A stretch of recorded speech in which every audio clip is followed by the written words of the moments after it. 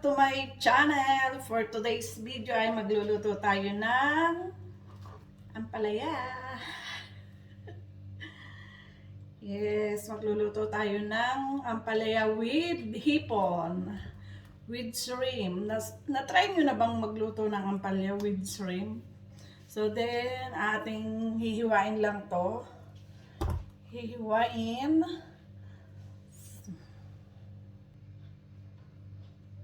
Yan.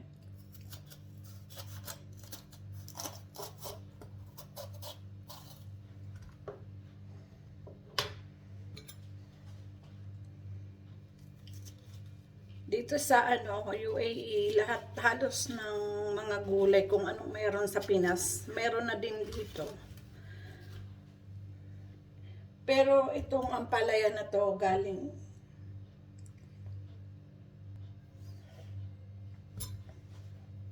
India. Galing India pa yata itong ampalaya na to.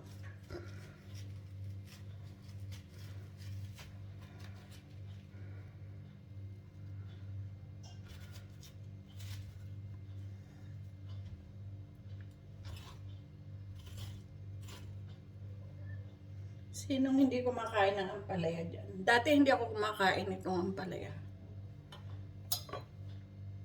Kasi mapait.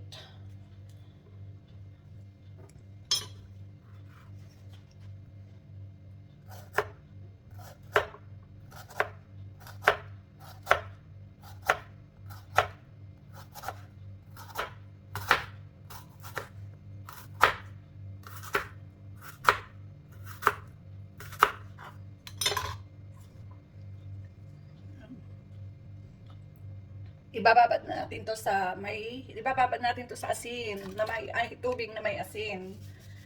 Nakakalis kasi ng pait yan.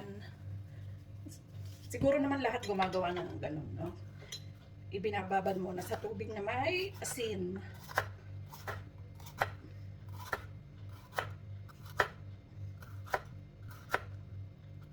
Pero meron kasi ampalaya na kahit ibinabad mo na sa asin, mapait pa rin.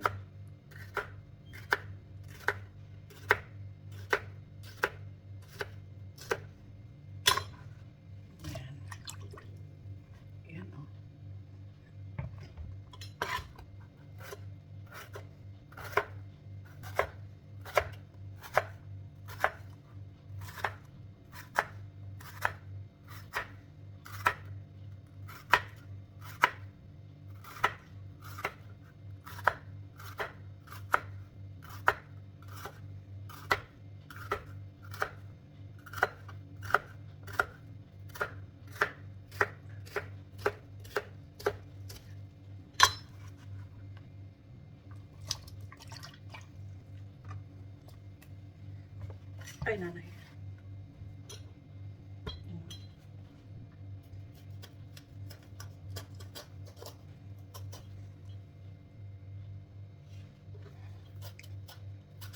Itong dalawang pirasong pampalaya na ito, magkano bang bili? 13 dirhams. Dalawang piraso.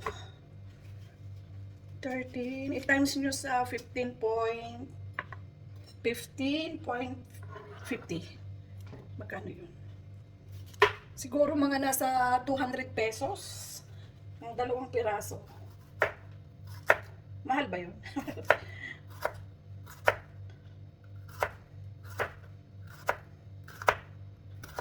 Halos sa mga gulay dito kasi galing sa India.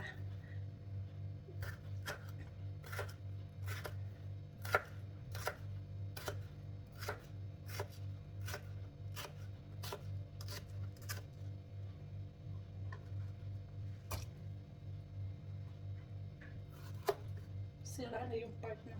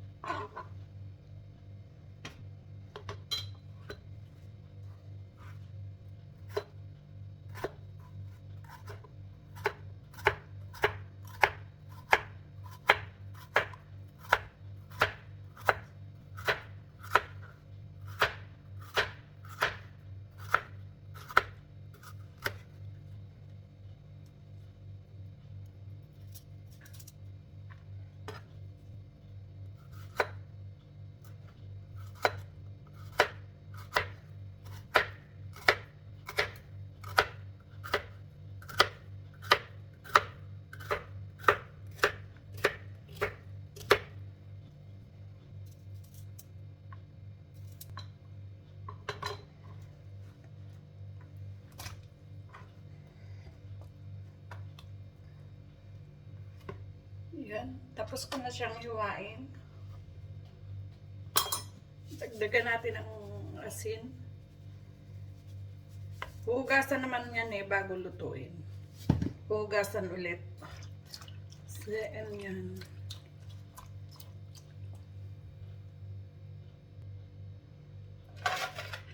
Tapos lagyan natin siya ng ice.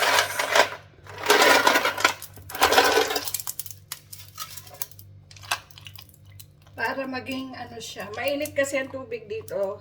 So, nilagyan ko siya ng ice para maging crunchy.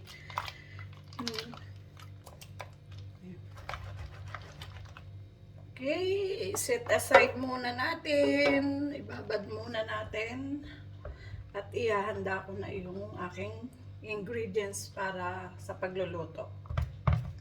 Yan guys, magluluto na tayo. Naihanda ko na yung mga ingredients. Tomato, onion, garlic, egg, at saka yung hipo na linis ko na din. Bali, ayan, ganyan ko siya nilinis. Piniak ko dito para matanggal yung parang sinulid na maitim. Then, para maalwa na rin siyang balatan pag kinain. Yan na yung ating ampalaya. Natanggal ko na siya. Naugasan ko na siya. Tinanggal ko na doon sa pagkakababad ng asin. So, let's start it. Lagyan na natin ng olive oil. Mainit na yung kawali. And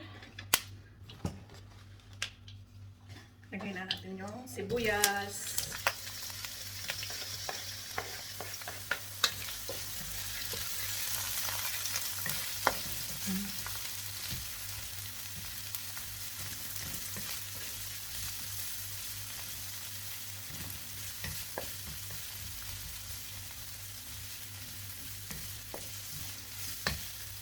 Hintayin lang natin mag-translucent.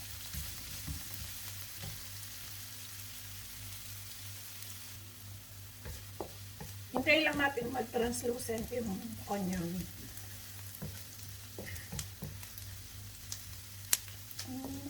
Ayan. So, pwede na natin isunod ang ating bawang or garlic.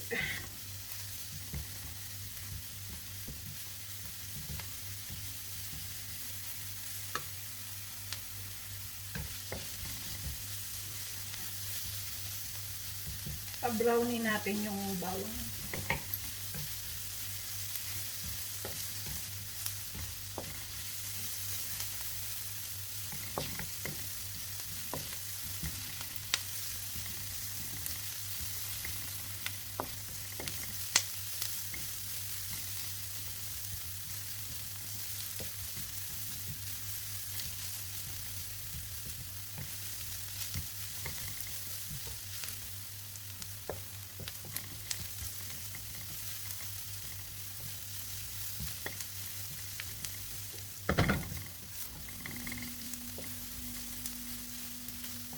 Pwede nang ilagay ang ating tomato.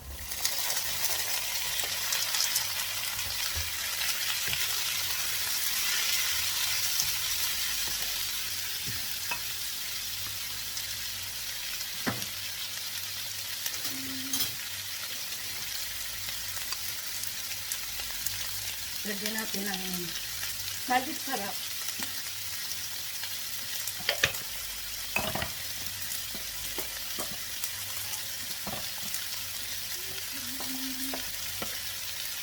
And syempre, pepper. Masarap madaming pepper. Ayan, haluin lang natin siya.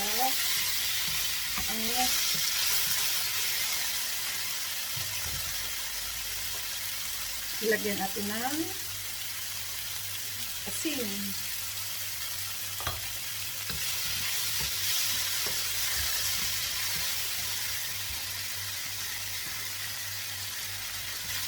At ilalagay ko na itong hipon. mali na tayo.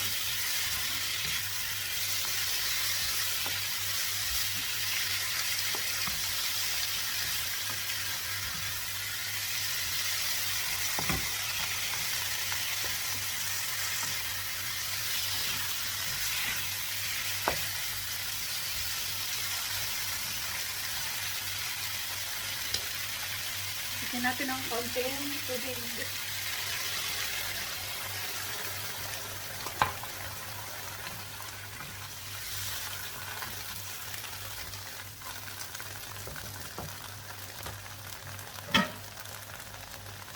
Takpan natin.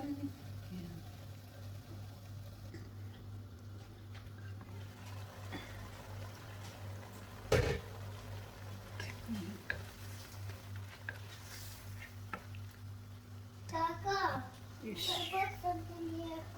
Tatanggalin ko muna yung hipon para hindi siya ma-overcook.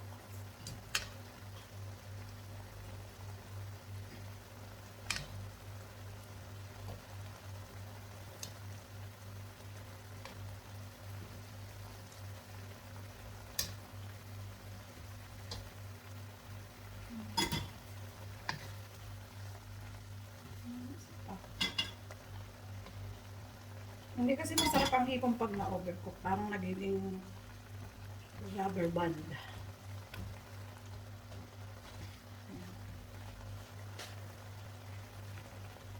Lagay na natin ang ampalaya.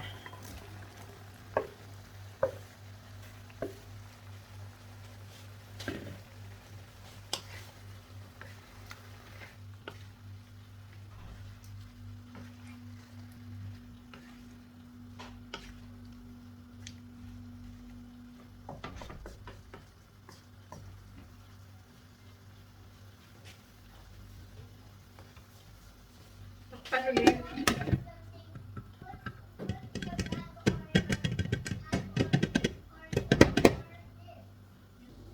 Yan, tingnan natin kung okay na.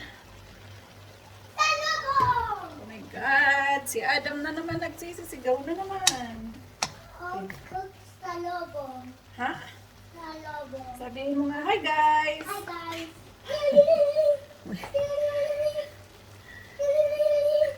Ilagay ko na tong ating egg.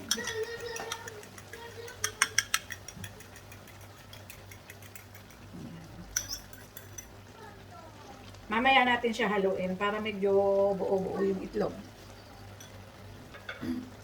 Takpan natin na saglit.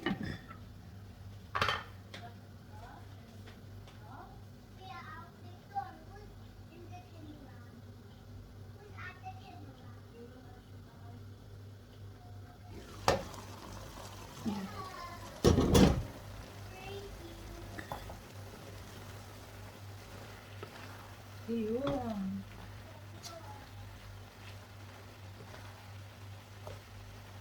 Tikman natin kung may lasa. Sarap. So, ilagay ko na yung hipon. Kasi luto na yung ating ampalaya. Nilagay ko na yung hipon.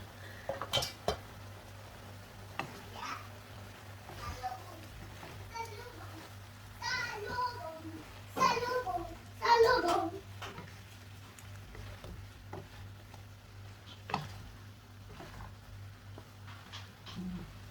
May ulam na tayo. Yan, tapos na ang ating ampalaya with hipon. Kainan na. Yan, maraming salamat sa inyong lahat. Bye-bye. Thank you for watching.